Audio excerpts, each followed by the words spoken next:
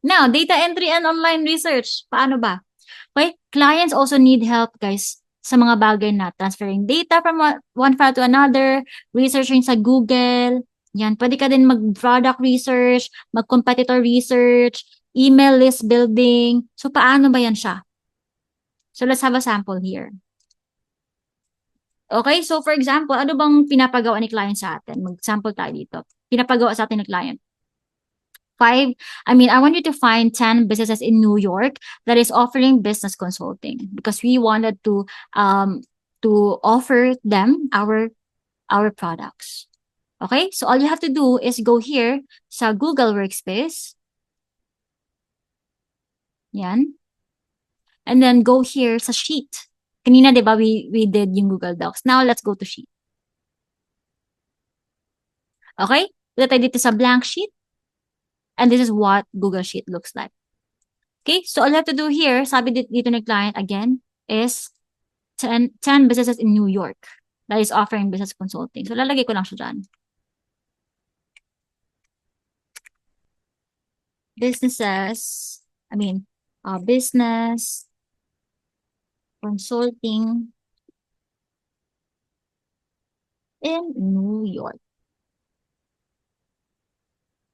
There you go. And then you can even change the size. Okay? Or you can just go ahead. Parang ano kasi, lalagay kasi ako dito ng name or business name or company name pala. Company name. And then I'll put here their email address, their website. For example, ito yung mga hinanap ni client sa atin and their phone number. Okay, ito yung pinahanap ni client sa atin. Yan. Okay, so you just go ahead and go here sa Google, just search for businesses consulting in New York. And then I always do dito sa maps. Kasi yung mga nandito sa maps, these are existing businesses. Okay? So, okay. So, dito pa lang. May kita mo na. So, we have here the Cayenne Consulting LLC. I will just copy that. Lalagay ko siya dito. And then, I will look now for, ito, this is their website. Let me click on their website. If it's still available, yes, okay pa, yung website nila. So, just copy their website.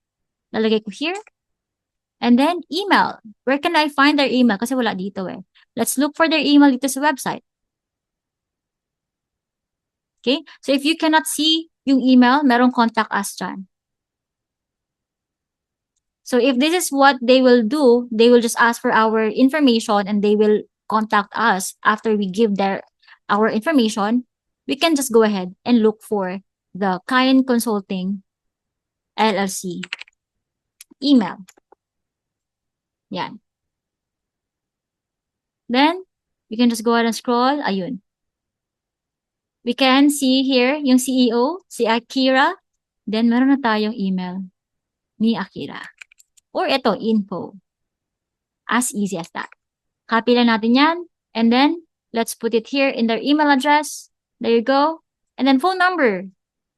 Nandito ba siya sa maps? Ayun, nandito na agad sa maps. There you go. And put it right there. How easy it is. Okay? So, another one. For example, ito si Power Consulting Group. Yan. I will copy their company name. Put it right here. And then, I'll look for their website. Is it still on? Okay, okay pa. So, we can go ahead and copy their website. Active pa sila. And then, I'll look for the phone number. It's here. Perfect. Lagyan natin yung phone number there. And then, now, let's look for the email. So, let's look at the contact us kung meron bang email dyan. So, same thing here. No, they'll need they will be needing our information first before they can contact us. Okay? So, what we are gonna do is we will scour the internet instead. Email. Okay? So, let's go ahead and look for the email here. So, there you go. Okay? Wala. Okay, we cannot see any email here. No, they are quite private. No? So, we can just keep on that. Kasi wala naman silang information. And then we cannot email them, so we can just keep on this company. So, there are a lot of other companies. So, just do the same thing. Lagyan natin dito, NA. Okay? So that's how you do it until matapos na yung 10 emails. Okay, so what if papagawa sa'yo ni client is 200? Oo, marami siya. So, ang dami naman, but that is your job. Okay, if data entry yung gusto nyo, yan, you could go ahead and try to practice. This one is a lead generation type of data entry. Okay, so I'm just putting right there. Pinapaano ko lang siya, ginagawa kong bold. Ayan. Our goal here is to send it over to our client and mas easier na for the client to see it.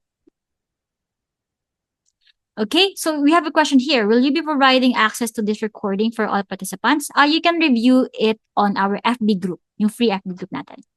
Right after the session, makikita nyo siya agad. Okay, so we have another question. Some tasks doesn't take 1 hour to accomplish, yet our offer rate for base are per hour. Can you please clarify this? Ay, nag-reply na pala si admin natin. Okay? So, if yun yung if yun yung napag-usapan nyo ni client, per hour yung bayad niya sa inyo. And it will not take you naman 1 hour. So, if you are a good person, the right thing to do is you will message the client. Hey, client, I was done with the task for 30 minutes. I mean, I'm done with the task now. Do you have any other task that you want me to create?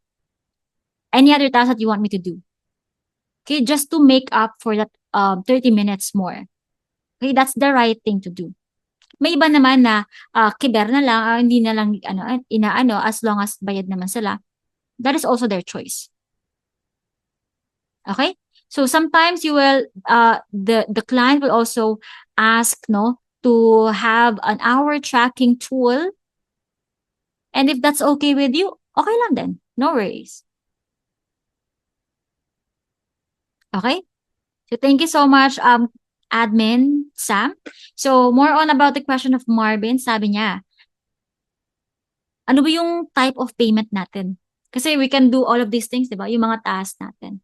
Yes, you can have or you can be paid per hour. You can be paid bi-weekly. Yan, kung 2 weeks lang. Pwede din project-based.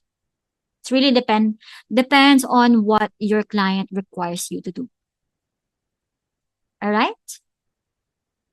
Okay, don't worry guys, itong mga question and answer din dito sa ating chat box.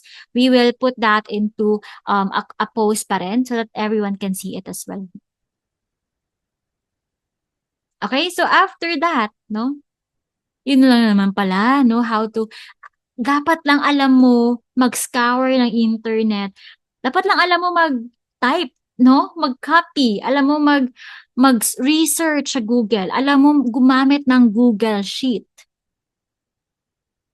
Assignment ko sa inyo, guys. Go ahead and navigate Google Sheet. It's free. Walang bayad. Okay, try to look for 10 businesses in New York, 10 businesses in Australia. Challenge yourself. And you will see how easy it is pala. Sobrang easy naman pala ng ganito. Diba?